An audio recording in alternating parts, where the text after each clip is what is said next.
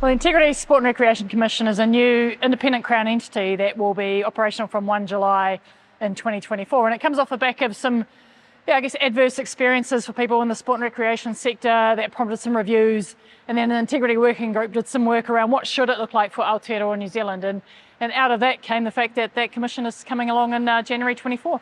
It is about delivering safer and fairer experiences for everyone in sport and recreation, and acknowledging that there has been harm to date and that hasn't always been the way, but mainly sort of drawing a line and creating some consistent understanding of what's required and setting those base standards for people and providing somewhere to go for help and support and education. And also, if things do go bad, I guess for someone to have a look at something in a bit more detail. So the Commission will include drug-free sport as it is now, so that will be disestablished and be part of the Commission in the future. And the Commission will also pick up some additional functions other than doping. And some of those are, for example, things that Sport New Zealand are currently providing support and education in. So competition manipulation, safeguarding, and the complaints and mediation service that they do run. So it'll be, under one roof and enable that cohesion that has been absent in the sector to be present. So yeah, hard to believe it's been a year since the IWG conference, and all of the calls to action that came out of that are so important. But in particular, the one that speaks the most to what the Commission are going to be doing is the one around safeguarding, and it talks about embodying safeguarding practices right from grassroots through to high performance, which is exactly what the Commission is going to be set up to do. And safeguarding, it means different things in different places, so it's important that that approach is really bespoke for the experience and for the organisation. And particularly, I guess, when you think about women and girls, and sometimes, and too often actually, women and girls are on the receiving end of some of this harm, and the Commission has legislation that specifically says that they need to seek views effectively from women and girls and be able to consult women and girls on the code of integrity that the Commission will be responsible for. So it's really good timing for that, and I think, a really good, probably just putting people on notice that this is really important and here's the way forward.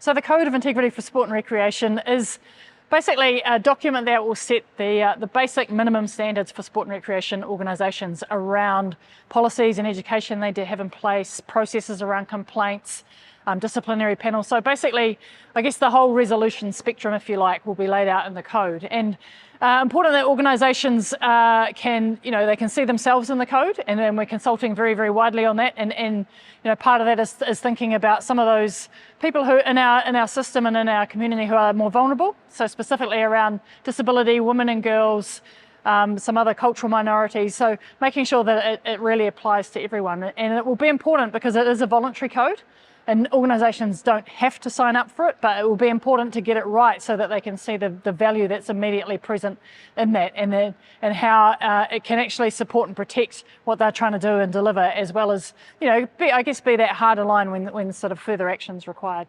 The code itself, because it sets those minimum standards and it sets the fact that there have to be processes in place that are appropriate, for women and girls in particular, that should mean that they feel safer, firstly, to raise complaints. They feel safer entering an environment, knowing that these things are in place and that the harm is less likely to occur, or that people know the standards and they will call it out. And equally, I think as they sort of progress through their experiences in sport and recreation, they'll be able to encourage other women and girls that this is a safe place. And really, we know sport and recreation is such a good platform and such a good vehicle for good that ultimately that becomes, such a much more holistic, positive result. Well, the Commission won't be a panacea to solve every day-to-day conflict in sport and recreation. That is still, the onus is still on the sport and recreation organisations, on the adults around to be able to solve most of those things. But what it will be there for is if things can't be solved, or they're a bit more serious, or there are some systemic issues that need to be looked at, that's where the Commission will be able to step in. And even if organisations haven't signed the code, there are some instances where the Commission can still take action if it's serious enough, in order to make sure that whole environment is safer and fairer. So the code is under development at the moment. I touched on how we're engaging with different groups around that, and hopeful of having a draft early next year to be able to go to those people in those groups and be able to sit down and talk with them specifically around how it feels for them. Can they see themselves in it? How would it work for them? To really get some good feedback and be able to progress it even further from there ahead of July 1. So key takeaways, it's exciting time. So 1 July is not far away. Before then, there'll be a code come out, so people should totally engage with that, engage in opportunities to feed back and give their kōrero and whakaaro around what it should look like.